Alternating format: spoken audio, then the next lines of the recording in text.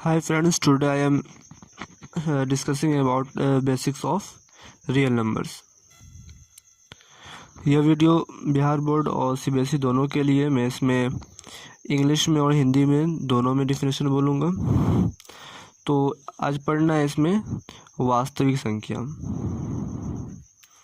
वास्तविक संख्या इसको इंग्लिश में बोलते हैं रियल नंबर्स। तो रियल नंबर्स को जानने से पहले दो नंबर्स को हम लोग पहले जानेंगे। एक परिमेय संख्या, सबसे पहला पॉइंट ले लेते हैं अगर हम, तो परिमेय संख्या इसको इंग्लिश में बोलते हैं रेशनल नंबर।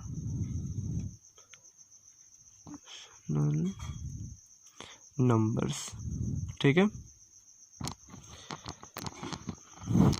इसका डिफिनेशन बोल लें तो the number which is in the form of p by q and denominator of q is not equal to 0 is called rational number। वे सभी संख्याएं जो p by q के रूप में हो, जहाँ p और q इंटीजर्स हो, कोई पूर्णांक हो, और इसका डिनोमिनेटर जो q है वो कभी भी 0 के इक्वल नहीं होगा, उसको हम लोग परिमेय संख्या बोलते हैं। अब एग्जांपल्स में लेते हैं p by q का फॉर्म। जैसे कोई 2/3 हो गया, ये भी p by q के फॉर्म में, न्यूमरेटर बाय डिनोमिनेटर के फॉर्म में। हम लेते हैं 0.6, तो पॉइंट हटाएंगे तो इसके नीचे 1, ये भी p by q के फॉर्म में हो जाएगा, तो इसको भी हम लोग रेशनल नंबर बोलेंगे, परिमेय संख्या। 1/7 ये भी परिमेय संख्या है। 2 इसके फ्रैक्शन के नीचे 1 छुपा रहता है, जानते हैं हम लोग, ये भी परिमेय संख्या रेशनल नंबर है। -2 -4 यह सब भी रेशनल नंबर के अंतर्गत आ जाएगा। अब आगे बात करते हैं अपरिमेय संख्या। अपरिमेय संख्या इरेशनल नंबर के बारे में। इरेशनल नंबर्स, रेशनल नंबर्स जो होगा जस्ट इसका उल्टा होगा। The number which is not in the form of p by q and it is in the form of root, that is called irrational number, अपरिमेय संख्या। वैसी संख्या जो p by q के रूप में नहीं लिखी जा सकती है और ये परिमेय संख्या भी नहीं होती है, और यह रूट के अंदर होती है। जैसे एग्जांपल्स के तौर पर अगर हम लेते हैं √2, √3, √5, ये सब क्या है? अपरिमेय संख्या है। अपरिमेय संख्या ध्यान से अगर हम लेते हैं यहाँ पे √8, तो √8 क्या हो जाएगा? 2 × 2 × 2।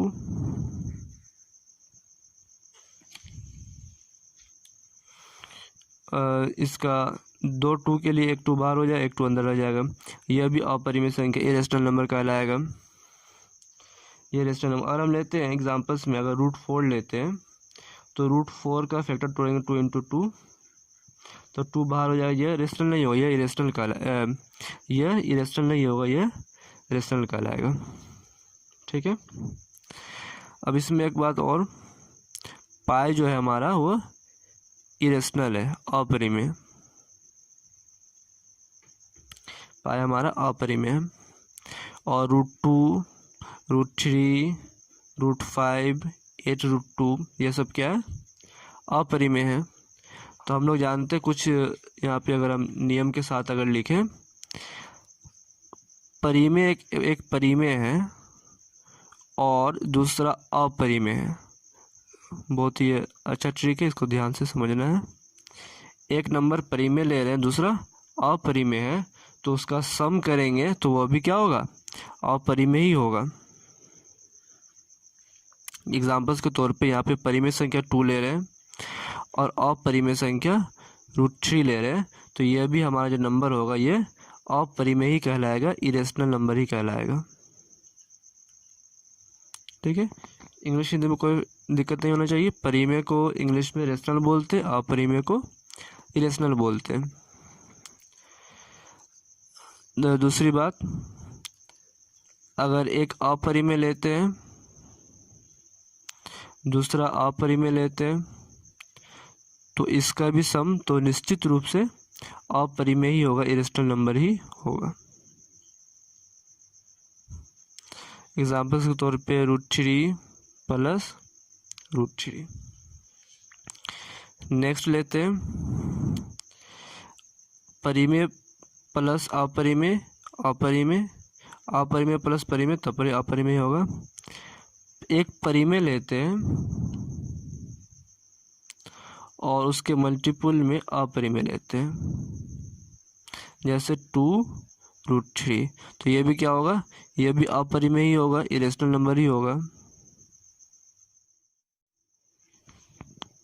अगर हम इसमें लेते हैं एक परिमेय ऊपर में लेते हैं परिमेय, और इसके डिवाइड में अपरिमेय लेते हैं, इसके डिवाइड में अपरिमेय लेते हैं, तो ये भी क्या होगा, अपरिमेय ही होगा। जैसे एग्जाम्पल 2/√3, ये भी क्या होगा, अपरिमेय होगा। अगर हम अपरिमेय को ऊपर लेते हैं और परिमेय को नीचे लेते हैं, डेट मीन्स √3/2, ये भी क्या होगा, हमारा अपरिमेय। साफ तौर पे हो गया कि अगर एक परिमेय रहेगा और उसके साथ अपरिमेय रहेगा, जोड़ में रहे या घटाव में रहे या गुना में या भाग में, वह अपरिमेय ही कहलाएगा। नेक्स्ट बात, हम लोग जानते हैं कि पाई जो है ये अपरिमेय संख्या, इरेशनल नंबर।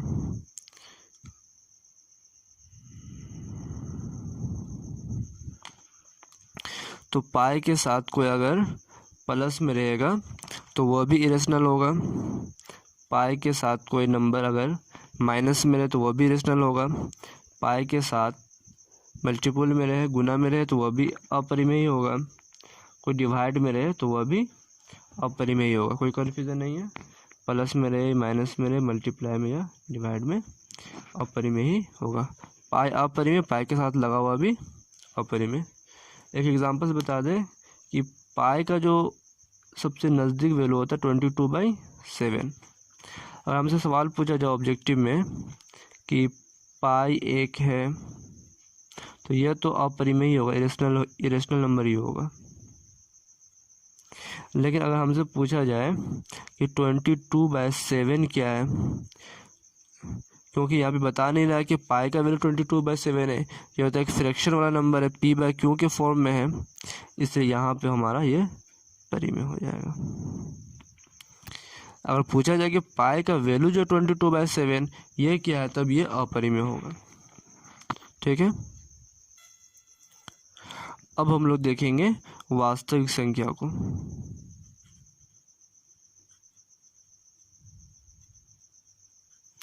Real numbers.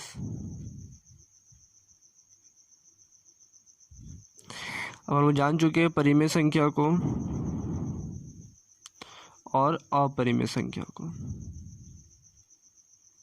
तो जो नंबर परिमेय संख्या में होगा और जो अपरिमेय संख्या होगा, दोनों के सम्मेलन को क्या बोलते हैं, वास्तविक संख्या बोलते हैं। इसका मतलब जो भी नंबर परिमेय में आ जाएगा, जो भी नंबर अपरिमेय हो जाएगा, सारी की सारी संख्या को वास्तविक संख्या बोलेंगे। ठीक है, कुछ एक आध टॉपिक्स और देख लेते हैं, जैसे पूर्णांक को समझ लेते हैं। इंटीजर्स,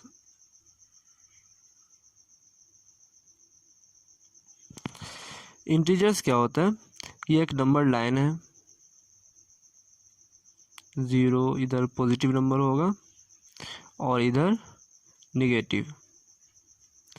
तो the number which is lie in the number line is called integers. जो भी नंबर इस नंबर लाइन पे होगा, संख्या रेखा पे उपस्थित होगी, या तो पॉजिटिव वाला नंबर या तो निगेटिव वाला नंबर, उसको क्या बोलेंगे, पूर्णांक बोलेंगे। अब रियल नंबर्स के एक्सरसाइज में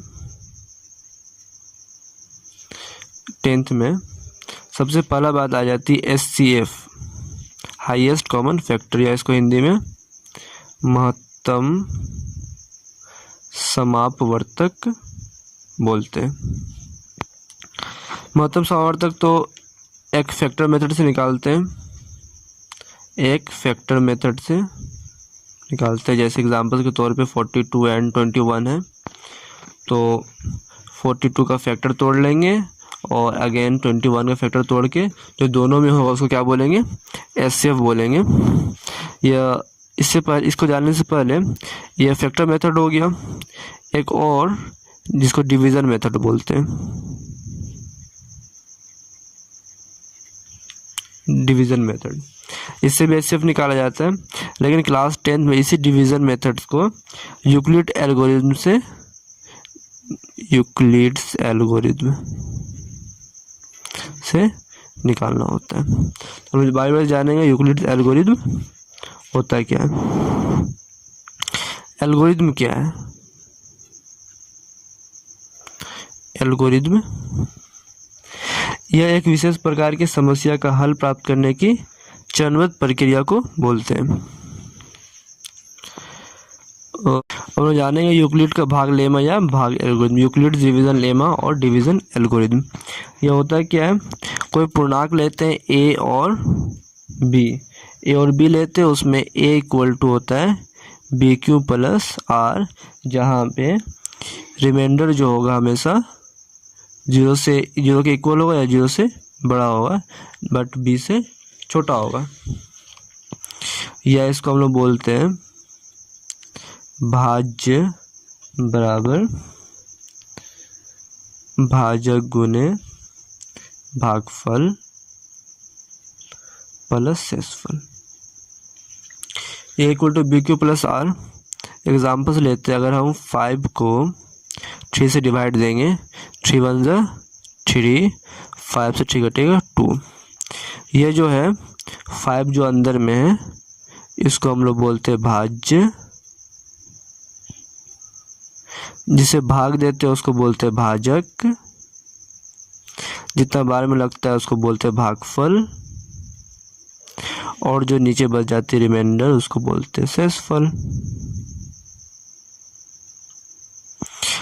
इस भाज्य को हम लोग ए से डिनोट करते हैं, भाजक को बी से, भागफल को क्यू से और रिमाइंडर को आर से।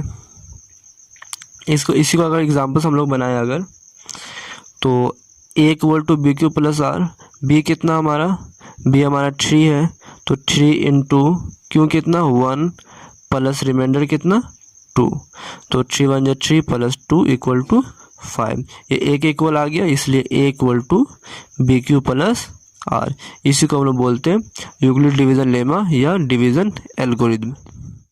अब हम लोग यूक्लिड्स एल्गोरिथम से क्वेश्चंस को सॉल्व करते हैं। इसको समझने के लिए बेसिक्स नंबर क्लियर हो गया, और पूरे रियल नंबर्स को पढ़ने के लिए आप चैनल को सब्सक्राइब कर दीजिए, ताकि जो भी वीडियोस अपलोड होगी वो आप तक पहुंच जाएगी। तो चलिए इसको सॉल्व करते हैं। जो 2 नंबर दिया हुआ रहेगा, इसका क्या निकालना है हमको, एचसीएफ निकालना है। जो 2 नंबर दिया है उसमें जो सबसे बड़ा होगा उसको यहाँ पे साइड में, रफ नहीं है ये, इसको दिखाना ही होता है, लेकिन इसको थोड़ा साइड में करेंगे यहाँ पर ऐसे। जो बड़ा वाला होगा उसको हम लोग ए मानेंगे, उसको अंदर रखेंगे। यहाँ से कितना बार में लगेगा, एक बार में 135 1 जो 135, ये घटाएंगे तो यहाँ से हो जाएगा 90, और फिर इस 135 को उठा के फिर इसके अंदर रख देंगे, 90 1 जा 90, ये 45 आ जाएगा, और फिर 90 को हम लोग यहाँ पे रखेंगे, तो 45 2 जा 90, ये हमारा कैंसिल हो गया, यानी कि रिमाइंडर हमारा 0 हो गया। अब इसी चीज़ को, ये तो एचसीएफ बचपन में भी निकालते थे, अभी इसी एचसीएफ को हम लोग सबको स्टेप में लिखेंगे, यानी कि चरण में लिखेंगे। इसी को एल्गोरिथम बोलते हैं। तो चलते हैं, यहाँ सबसे पहले लिखेंगे यूक्लिड एल्गोरिथम से, इंग्लिश वाले लिख सकते हैं from Euclid algorithm. Euclid algorithm होता है क्या है, A equal to B Q plus R. तो हम लोग इसमें चलते हैं स्टेप 1 भी लिख सकते हैं, और हिंदी वाले चरण 1 लिख सकते हैं। तो स्टेप 1 में काम क्या हुआ है, स्टेप 1 में हमारा ए यह वाला था, बी यह था, क्यू यह था, और रिमाइंडर यह 90 बचा था। तो इसी को स्टेप 1 में लिखना होगा। क्या, A equal to B Q plus R, A की जगह पे 225 इक्वल टू बी कितना 135 into Q1 plus remainder 90। Reminder 0 तो नहीं आया, लिखेंगे यहाँ पे रिमाइंडर 0 नहीं आया। अब रिमाइंडर जब 0 नहीं आया तो नेक्स्ट स्टेप में चलेंगे, स्टेप 2।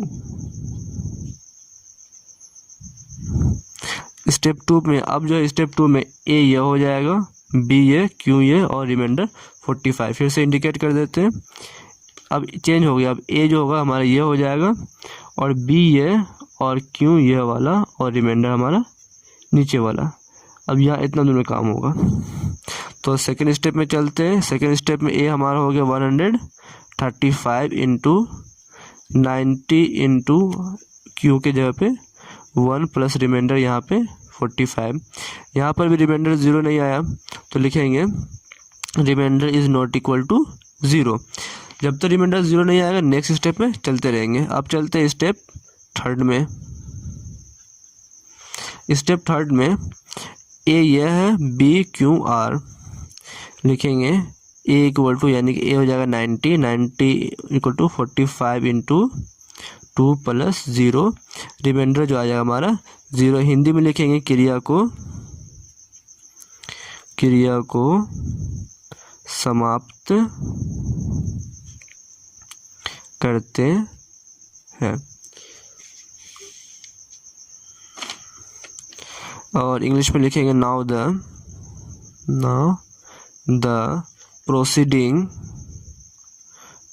The proceeding stops. अब वर्क्स तो खत्म हो गया, रिमाइंडर 0 आ गया, वर्क्स खत्म हो गया। तो सबसे लास्ट में आप लिख देंगे एचसीएफ क्या होगा, जो यहाँ पे जो सबसे लास्ट स्टेप में जो बी होता है, यहाँ पे जो सबसे लास्ट स्टेप में जो बी होता है इसी को एचसीएफ बोलते हैं। ये हमारा फाइनल आंसर होगा, इसको लिखना नहीं छोड़ेंगे, ये हमारा फाइनल आंसर हो जाएगा। अब इसके आगे अब हम एनसीईआरटी से अगर हम बनाना चाहेंगे तो एनसीईआरटी से एक्सरसाइज 1.1 क्वेश्चन नंबर जो 1 है ये अब हमसे प्रॉब्लम ये बनेगा। तो 1.1 का 1 पढ़ने के लिए नेक्स्ट वीडियो को देखिएगा।